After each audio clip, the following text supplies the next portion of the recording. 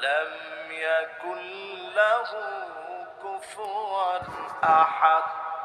শুধু মুখে কালেমা পড়লেই মুসলমান হওয়া যায় না।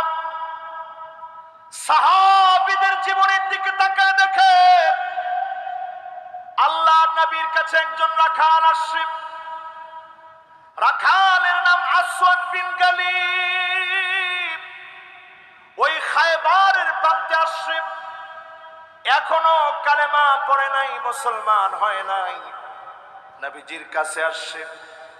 আল্লাহর নবী বড় আদর করে বললেন, আসওয়াদ রে, আরো কাছে আসো। একজন রাখাল, চুলের ভিতরে এখনো পর্যন্ত ধুলাবালি, সারা শরীরের ভিতরে ধুলাবালি। এমন আসওয়াদ বিন গালিব আল্লাহর হাবিব বললেন, আরো কাছে আসো। করিব, নিকটে আস, নিকটে আস। আসওয়াদ বিন গালিব চিন্তা করলো, কিরে, জীবনে কোন মানুষ তো আমাকে মূল্যায়ন করে নাই, এই মানুষ আমার এত দাম দিচ্ছে। কাছে নেওয়ার পরে নবীজি বলল, কি নাম তোমার? আদর করে যখন নাম জিজ্ঞাসা করেছে, রাখাল বড় আশা নিয়ে বলছে, রাসূল, আমার নাম আসওয়াদ বিন গালিব। জোরে কোন আল্লাহু আকবার।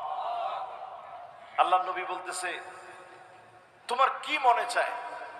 নবী, আমার মনে চায় যদি আমারে কেউ দামি কোনো কিছু দিত, আসবাবপত্র দিত, ঘরবাড়ি দিত, আদর করতো, আর কিচ্ছু আমার লাগবে না। আল্লাহ নবী বললেন, এখনই কালেমা পড়ো। আসওয়াদ বিন গালিব কালেমা পড়েছে। আল্লাহ নবী বললেন, আসওয়াদ রে, ওই খায়বারের প্রান্তে লড়াই চলছে, ইসলামের পক্ষে কাফেরদের বিরুদ্ধে লড়াই চলছে। এখনই তুমি লড়াইয়ের ময়দানে চলে যাও। হাতের মধ্যে শুধু একটা লাঠি, এই লাঠি নিয়ে চলে গেছে খায়বার প্রান্তে আসওয়াদ বিন গালিব। সেই না মাত্র চলে গেছে, কাফেরের তীর এসে বুক চিরে ঢুকে গেছে, চটচট করে রক্তগুলা পড়তেছে। সাহাবায়ে কেরাম কেউ চিনে না, সবাই বলতেছে কোন গোয়েন্দা মনে হয় ঢুকে গেছে, আমাদের ভিতরে কোন গোয়েন্দা মনে হয় প্রবেশ করে ফেলেছে।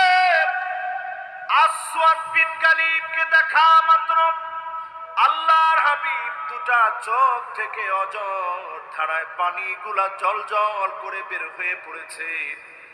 হাত্তা বাল্লাল আর জমিনের ভিতরে টপটপ করে নবীর চোখের পানিগুলা পড়তেছে। আল্লাহর নবী তখন কাঁদতেছেন। সাহাবায়ে কেরাম প্রশ্ন করলেন, ওগো